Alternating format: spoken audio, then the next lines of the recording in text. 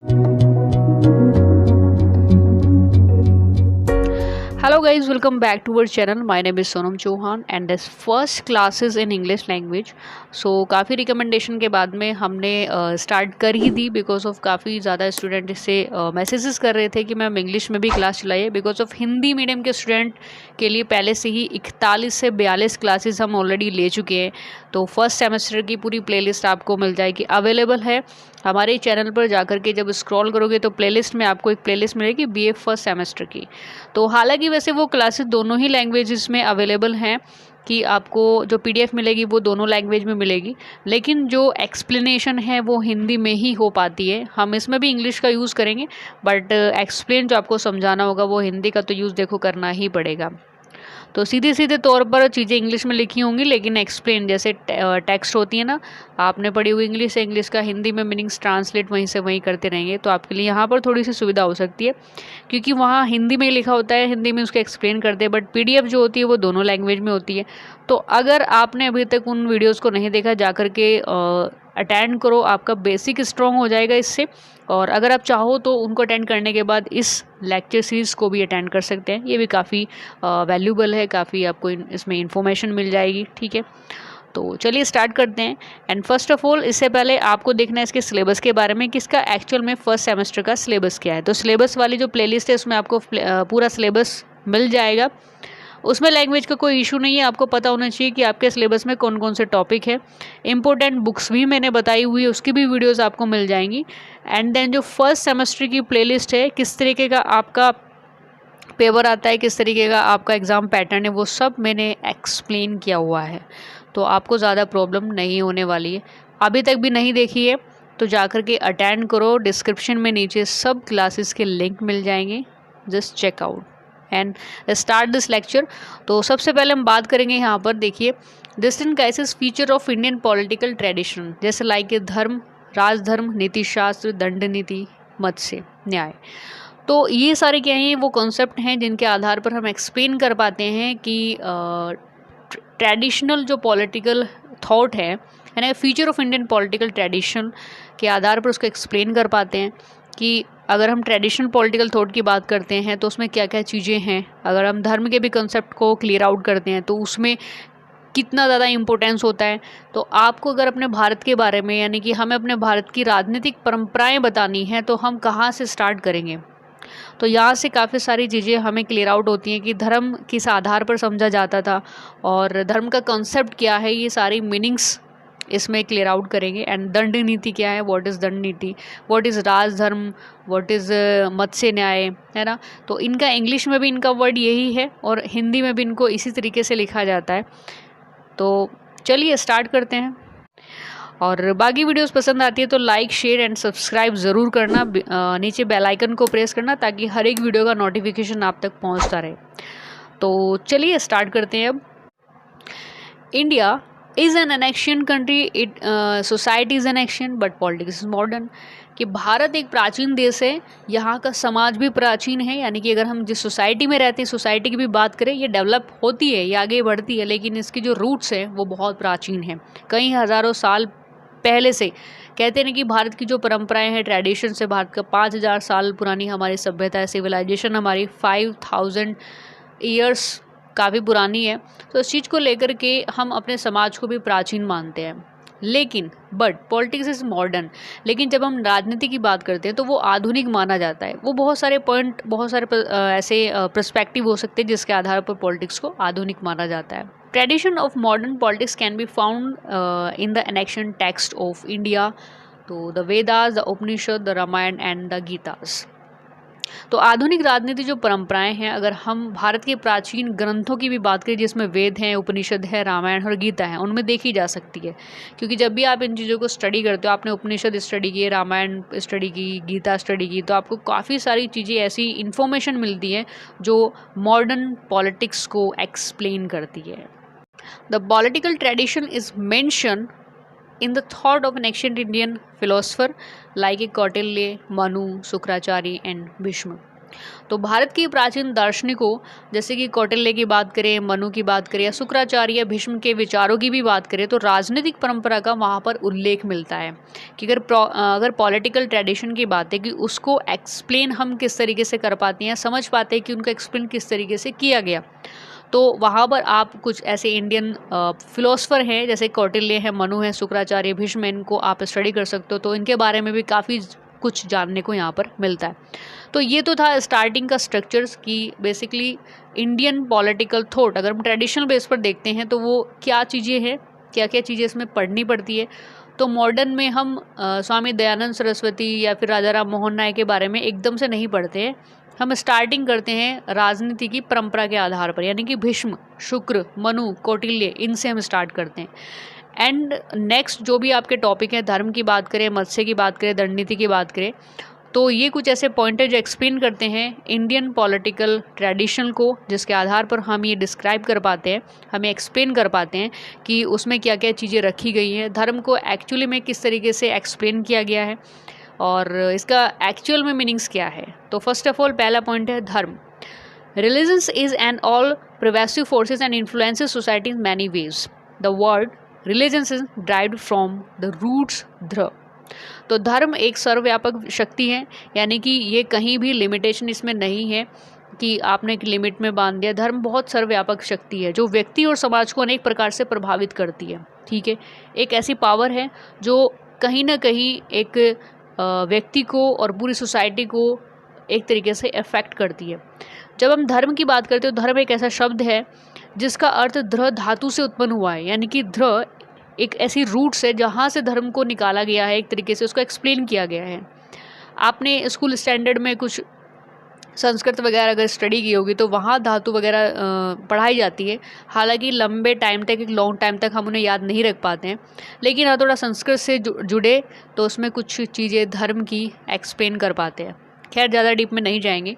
तो ये जो ध्र है, ध्र एक वर्ड है, एक धातु है जिससे धर्म को एक्सप्लेन किया जाता है, जिसका मीनिंग्स है विच मीन्स द होल्ड, यानी कि जिसका मीनिंग्स है होल्ड करना, अडोप्ट करना, यानी कि धारण करना।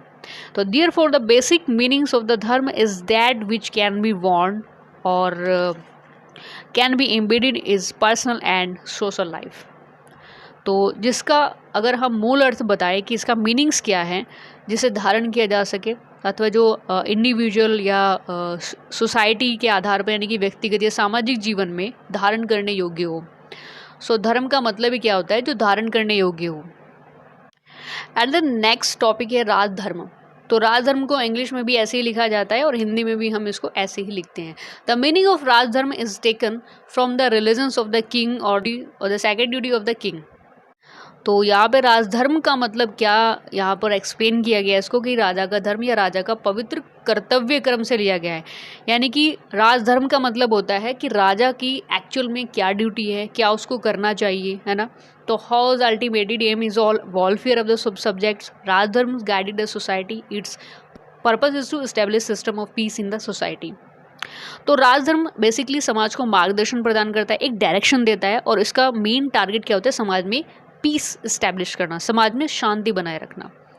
राजधर्म बेसिकली वन लाइन में इसको समअप करूँ तो वो ड्यूटीज़, वो काम जो राजा के द्वारा एक वेलफेयर स्टेट को डेवलप करने के लिए कराए जाते हैं। ठीक है, शिक्षा की बात करें, एजुकेशन की बात करें और हेल्थ की बात करें, तो वहाँ पर जितने भी सिटीजन्स हैं बेसिकली वो एक अच्छी लाइफ वहाँ पे जी सके, इसके लिए इसी को क्या बोला जाता है, राजधर्म बोला जाता है। ठीक है, एंड देन नेक्स्ट है नीति शास्त्र। यानी कि अगर थोड़ा सा इसको मतलब इंग्लिश में भी नीति शास्त्र लिख सकते हैं, लेकिन इसका अगर अलग से मीनिंग्स, इसका सिनोनिम्स में बताऊँ को एथिक्स के नाम से भी इसको जाना जाता है। तो ethics is a branch of philosophy which is also called behaviour philosophy ethics. ठीक है, तो जो नीति शास्त्र है बेसिकली वो दर्शन की एक शाखा है, एक ब्रांच है जिसे व्यवहार दर्शन यानी कि बिहेवियर फिलोसफी या नीति शास्त्र, नीति विज्ञान है ना, एथिक्स साइंस या आचार शास्त्र भी बोल सकते हैं। तो moral and immoral, good bad, rights and wrong, virtues and justice concept like injustice are defined under ethics. तो नैतिक या अनैतिक, अच्छा बुरा, गलत सही, गुण दोष, न्याय अन्याय, ये सारी चीज़ें जितने भी हैं कंसेप्ट हैं, ये सारे के सारे कंसेप्ट, ये सारी की सारी आइडियोलॉजी इसको एक्सप्लेन करती हैं। है ना।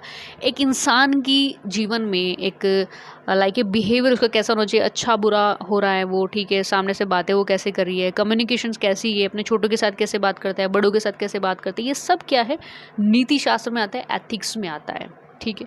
तो यही चीज़ इसको एक्सप्लेन कराई जाती है। एंड देन ये जो चीज़ें हैं नीति शास्त्र है, आज एथिक्स में इसको कन्वर्ट किया गया है। तो ये जो चीज़ें थी हमारे भारतीय जो संस्कृति की हम बात करें, सभ्यता की बात करें, सिविलाइजेशन की बात करें, तो ये आज मॉडर्न में नहीं है, बल्कि इसका जो बेस है वो ट्रेडिशन से स्टार्ट है।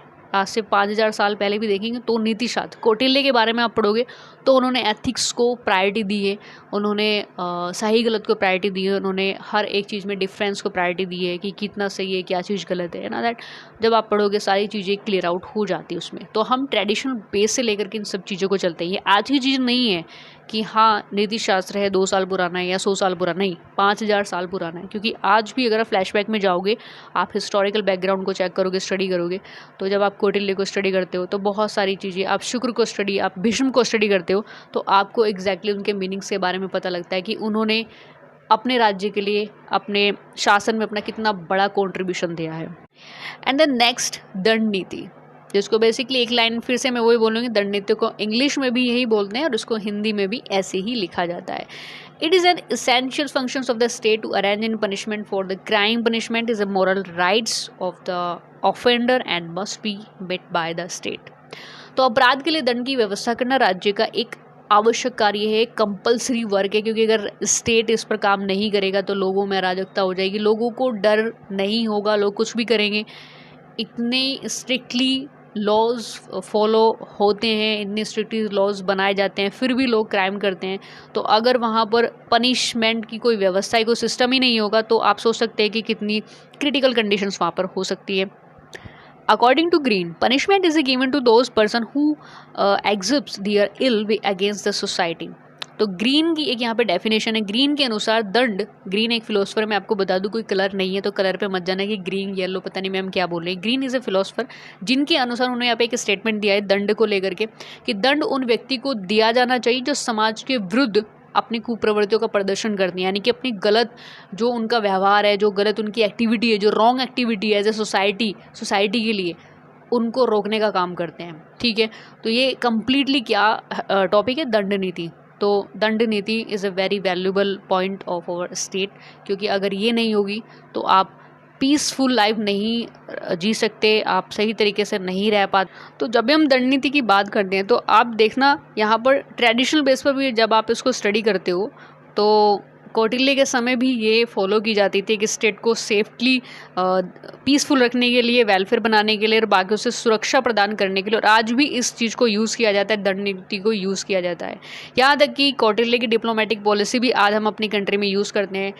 एंड देन लास्ट है मत्स्य न्याय, यानी कि no rules, no theory, no system, no rights, no king. तो एक ऐसा शासन, एक ऐसा रूल्स जहाँ पर किसी भी तरीके का कोई नियम नहीं है, कोई थ्योरीज नहीं है, कोई कॉन्सेप्ट नहीं है, कोई सिस्टम नहीं है ना, कोई अधिकार नहीं है अबाउट टू सिटीजन्स, एंड कोई शासक भी नहीं है वहाँ पर चलाने के लिए। तो इस तरह का जो शासन होता है बेसिकली वो अराजकता होती है, नहीं कि जिसमें हम किसी को रोक टोक नहीं सकते, जिसकी मर्जी है, जो जिसको मार रहा है, पीट रहा है, मारने दो, पीटने दो। तो दैट्स ए मत्स्य न्याय। एंड इसको हम समझ सकते हैं एज ए फॉरेस्ट रूल, जंगल का जो सिस्टम होता है ना, कि जंगल में जो पावरफुल होता है, फॉरेस्ट में जो पावरफुल होता है वो ही वहाँ पे सर्वाइव कर पाता है। और आज भी ये चीज़ें कंटिन्यू हैं कि अगर जो भी जंगल में जो भी जानवर है, एनिमल्स है, ठीक है, उसके वो अगर ग्रुप में है तो भी सर्वाइव कर सकता है, लेकिन अगर वो अकेला है, उसके पास पावर्स नहीं है, तो वो वहाँ पे सर्वाइव नहीं कर सकता। अकेला है बट पावरफुल है तो सर्वाइव कर जाएगा, लेकिन ग्रुप में इज़ अ वेरी पावरफुल। तो मत्स्य न्याय का यहाँ पर यही मतलब है। मत्स्य न्याय का यहाँ पे मत्स्य का मतलब क्या होता है, अगर आप थोड़ा सा हिंदी मीनिंग्स में जाएंगे तो यानी कि मछलियाँ, जिस तरीके से समुद्र में भी इसको एक एक्सप्लेन कर सकते हैं। जैसे समुद्र में क्या होता है, एक बड़ी मछली होती है ना, लेकिन वो छोटों को खा जाती है। ग्रुप से एक मछली हटी और उसके साथ दुर्घटना घटी, नॉर्मल सी ये सिचुएशंस आ जाती है। तो इसका एक बेसिक सा मतलब यही होता है, जहाँ पर कोई रूल्स नहीं होता है, कोई थ्योरी नहीं होती है। अब आप समुद्र में देखना, जब आप समुद्र में एक लेवल, एक गहराई के लेवल को क्रॉस करते हुए ज़्यादा गहराई में जाओगे तो वहाँ पर कोई रूल्स नहीं है। आप अपनी सेफ्टी के लिए, अपने सर्वाइव के लिए आप कितना कुछ कर सकते हो, है ना। लेकिन एक लेवल के बाद आप वहाँ भी नहीं कर सकते, कोई रूल्स नहीं है, कोई थ्योरीज चलती नहीं है वहाँ, कोई सिस्टम नहीं है, आपको कोई राइट्स नहीं मिलेंगे, आपके पास अधिकार नहीं कि मेरे पास जीने का अधिकार है। आप वहाँ पर नहीं चिल्ला पाओगे कि मेरे को जीने का अधिकार है, आर्टिकल में लिखा हुआ है, आपका संविधान होगा ऊपर होगा, लेकिन एक लेवल के बाद में वहाँ पे कोई रूल्स नहीं है। तो इसी को बोलते हैं मत से न्याय। That's it. सो गाइज, ये था आज का फर्स्ट लेक्चर आपको कैसा लगा नीचे कमेंट सेक्शन में ज़रूर लिख करके बताना। कहाँ से अटेंड करें, अपनी लोकेशन के साथ में अपना सिटी का, अपना स्टेट का नाम भी बताना, और सब्सक्राइब कर लेना, नीचे बेल आइकन को प्रेस कर लेना, ताकि इसी तरह की जो भी वीडियोज़ हैं उनका नोटिफिकेशन आप तक पहुँचता रहे। सो मिलते हैं नेक्स्ट क्लासेस में, तब तक के लिए जय हिंद, जय भारत।